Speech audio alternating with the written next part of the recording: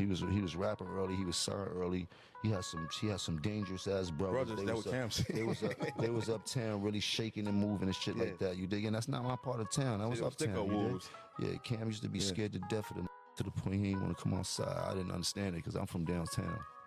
Still warm, you know what I mean? Niggas talking all that soft shit. Niggas ain't soft over here, nigga. Remember that time when Dame asked you for the fair one? You brought the homies out there, and they told you, nah, you hit them up. Matter of fact, I don't even gotta say nothing else. I got the clip right. Listen, y'all, the back and forth between Cameron and Jim Jones is escalating fast. About an hour ago, Cam uploaded a video showing Jim running down on Dame Dash, and for the first time, we've got actual footage. At the start, the tension is clear. Chrissy jumps in, pleading with Jim, please don't let this happen. But how did it get here? It all started with Jim speaking on Cam in a recent interview, which quickly spiraled online. Next thing you know, Cam is exposing the whole podcast studio situation. There's been non-stop shots fired on both sides, social media sparring, and plenty of tension. Even Freaky Zeke got pulled into it. Jim called him soft, and Zeke responded. For Soft shit. These ain't soft over here. Remember that time when Dame asked you for the fair one? You brought the homies out there, and they told you, nah, you hit them up. Matter of fact, I don't even gotta say nothing else. I got the clip right here. Yeah, they do. They do. That's right.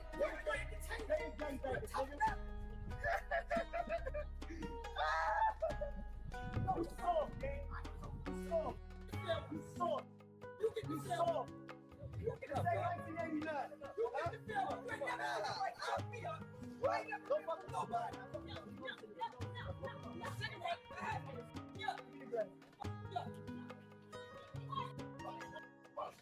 Can't even give him the fair one. Anyway, you want to see the whole clip? Go to the Welcome Network right now, on YouTube. Yo, listen up, y'all. Freaky Zeke is reacting after Jim Jones called him soft earlier this week, and now it's all coming out. Jim Jones exposing Cam and Freaky Zeke calling him soft, while Cam's got all eyes on him, tagging Dame Dash like, I know I'm Fredo, LOL, but you looking solid today. Even Dame recently hopped on Afro TV, breaking down the drama with Charlemagne, Jim, and Cam. And as I said, it's been back and forth non-stop. Dipset fans are caught in the middle. They don't want this division. They want the Diplomats reunited. But no matter how you look at it, they're all repping the bird. You see the energy. You see the shots being fired, and it's wild watching grown men supposed to be setting examples act like this. Jim is always talking crazy. Cam is trying to expose him. Everybody is throwing hands verbally, and somehow it's still about the brand, the legacy, the Dipset name, but optically it just looks messy. And yo, it's insane, because one phone call could squash all this, hash it out like men. But instead, the back and forth keeps dragging into 2026, spilling over social platforms, YouTube channels, and comment sections, leaving fans watching the chaos unfold while the OGs shake their heads thinking this could have been handled better. It's history, it's hip-hop drama, it's reputation on the line, and the only question left is, how long are y'all gonna let this public mess keep playing out before someone steps up as the bigger person? Yo, check this out. Earlier this week, Cam fired back at Jim Jones in an interview, bringing up old stories about being scared to run around Big L and his crew back in the day with his brothers. And now it's spilling over online. Jim's going wild in the comments, calling everyone soft. And suddenly, Cam and Freaky Zeke are under the microscope, like who's soft now? But here's the kicker. There's video footage of Jim allegedly trying to get his crew to run up on Dame Dash instead of handling it one-on-one. And thankfully, Chrissy had to step in and say, we're not doing this.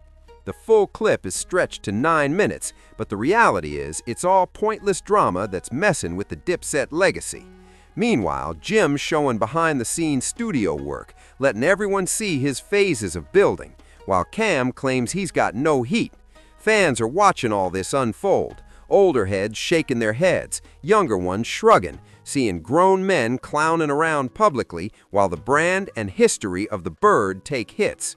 You gotta ask yourself, What's the point if the world is watching and the legacy keeps getting dragged into the chaos? Look, a lot of the younger fans weren't around to see the real impact of all this, but the OGs are watching through a whole different lens now. Meanwhile, Jim's in the studio showing he's getting busy, even with all the chatter about 50 allegedly owning the landlord, and folks saying he's got no heat. This was just earlier today, and yet he's still repping the bird. Shout out to that. That's the crazy part. You want to ride for the bird, but everyone's kicking each other in the back. No one should be bigger than the program, man. Maybe they think all this drama boosts merch and hype, with Cam repping Dipset in full leather and hat. But does it really help the brand? Watching all this public beef is wild. And yeah, maybe it's a way to get people invested, but I don't know if it's worth it. Considering the legacy they built before, during, and after that run is just unfortunate. What do we really gain here? Unresolved issues are one thing, but it's... Listen, Dipset's legacy is undeniable. History is history, and we can't erase that.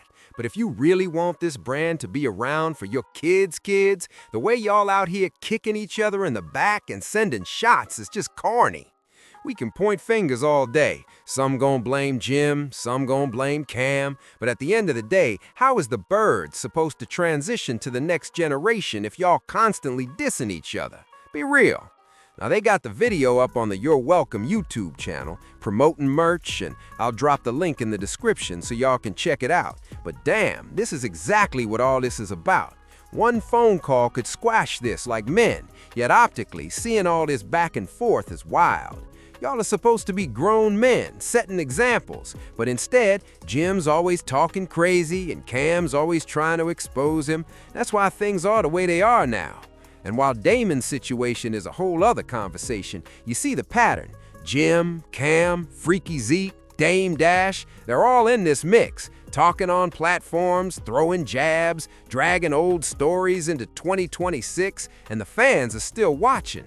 It's frustrating because honestly, it could be handled behind closed doors, but instead, it's all public, messy, and makes everyone wonder if the brand is bigger than the ego. All right, y'all, now I need to hear from you.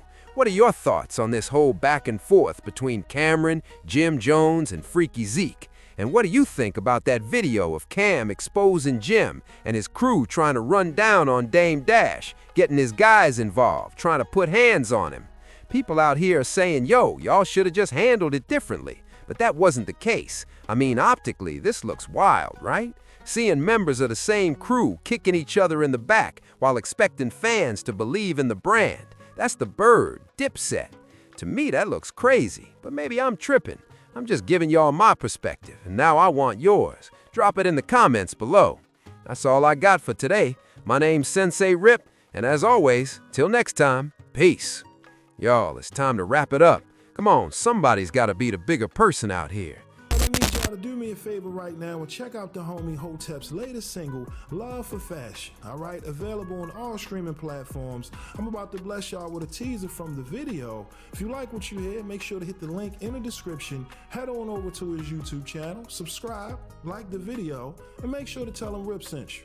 All right? All right, y'all. Peace. Real quick. Going pretty, boy. Rick going sneakers with the rude shirt. Oversized slacks, so the jean shorts. Matter of fact, Murray's go right with the fit. Got a clear pip, but these Cartier frames got tint.